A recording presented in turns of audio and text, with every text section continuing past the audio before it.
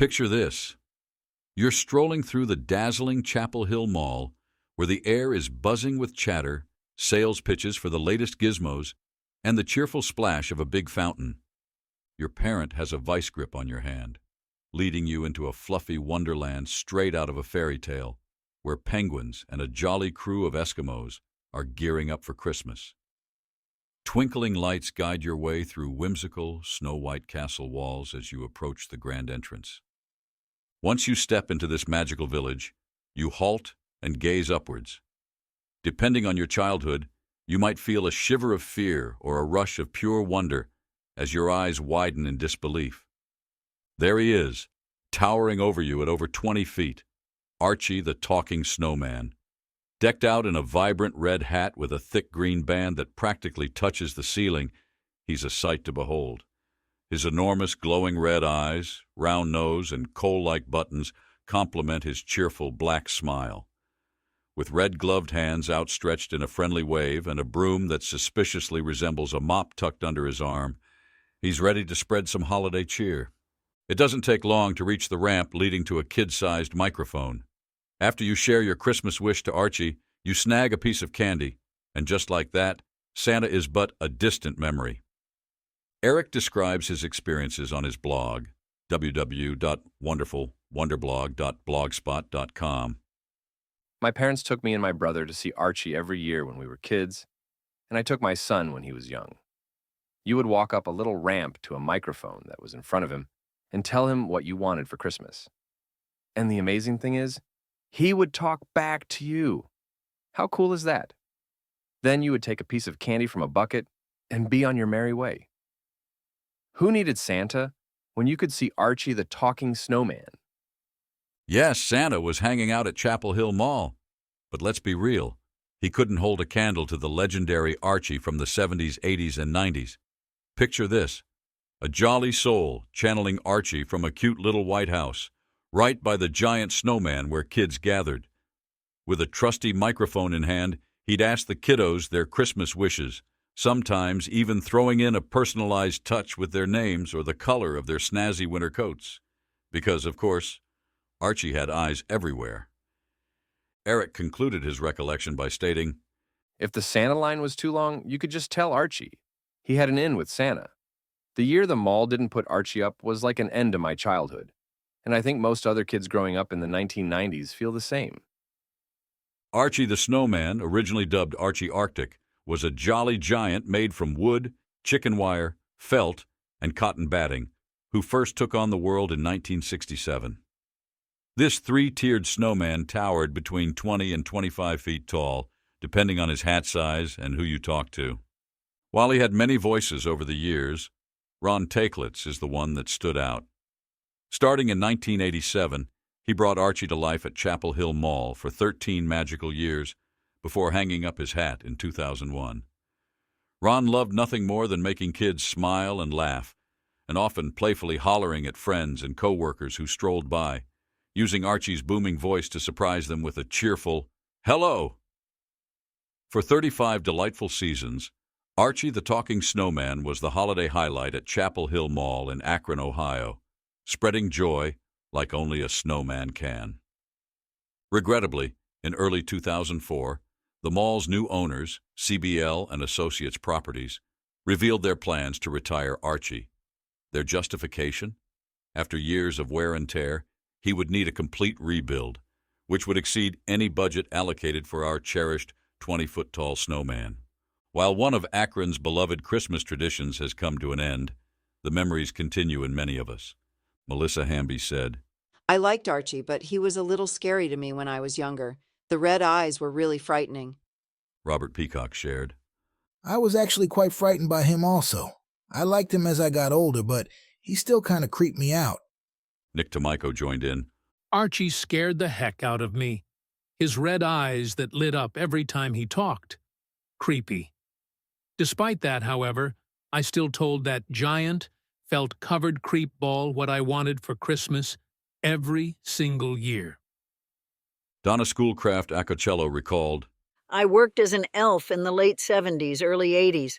I was even the voice of Archie numerous times. Rachel Taylor Stiles remembers, So I read this Facebook page and I'm thinking, Archie the Snowman? What is that? Then I remembered. Wowza, blast from the past. He was huge. I was always fascinated by him. John Bryson said, I was born in '70, so I lived in the age of Archie. We went every year and spoke our requests to the giant, eye-flashing snowman.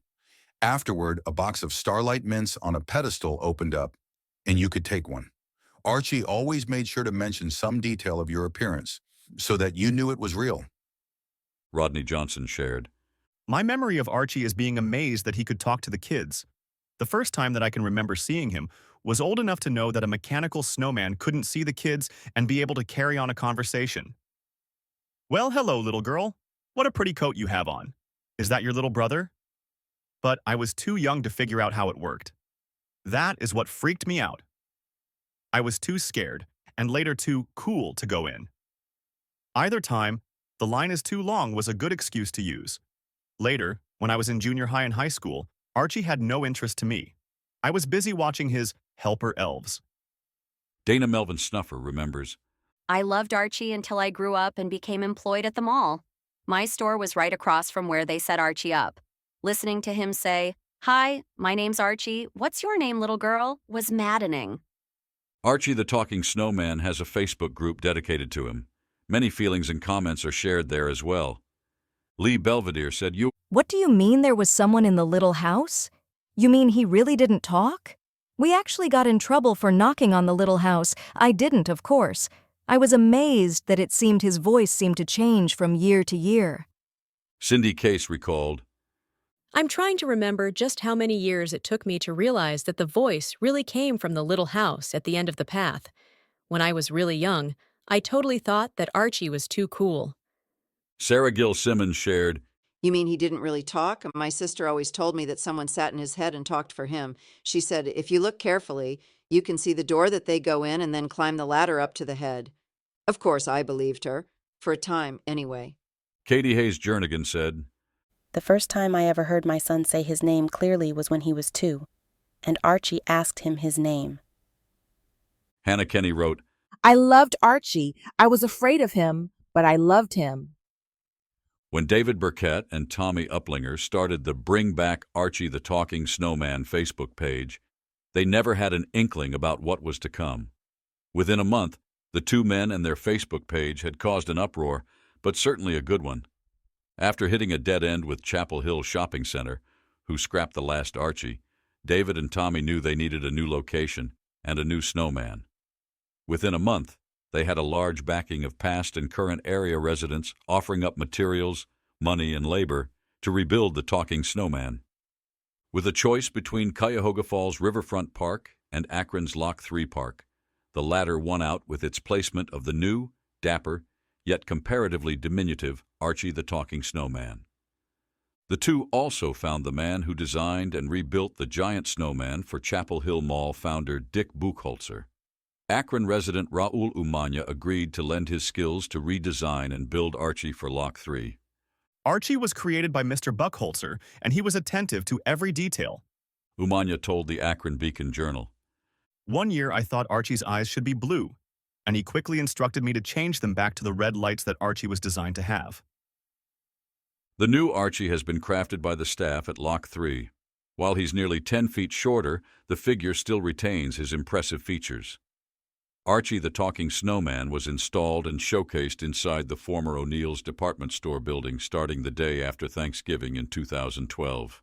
In a twist worthy of a holiday movie, the Chapel Hill Mall, after a dramatic foreclosure saga, decided to roll out the red carpet for Archie once more in 2014, hoping to lure shoppers back into its snowy embrace. Archie made his grand return at a kickoff bash on November 22nd, but just like a snowman in a heat wave, he couldn't stick around forever and packed his bags 6 years later. Today, a brand spanking new and even taller Archie the Snowman is sitting at a whopping 22 feet high in Loch 3 Park on Main Street, spreading holiday cheer. He now has color-changing eyes and the latest in talking technology. Original Archie fans from the golden days of 1965 to 2003 can now bring their kids and grandkids to meet the frosty legend. now with a friendly gaze, ditching those spooky red eyes.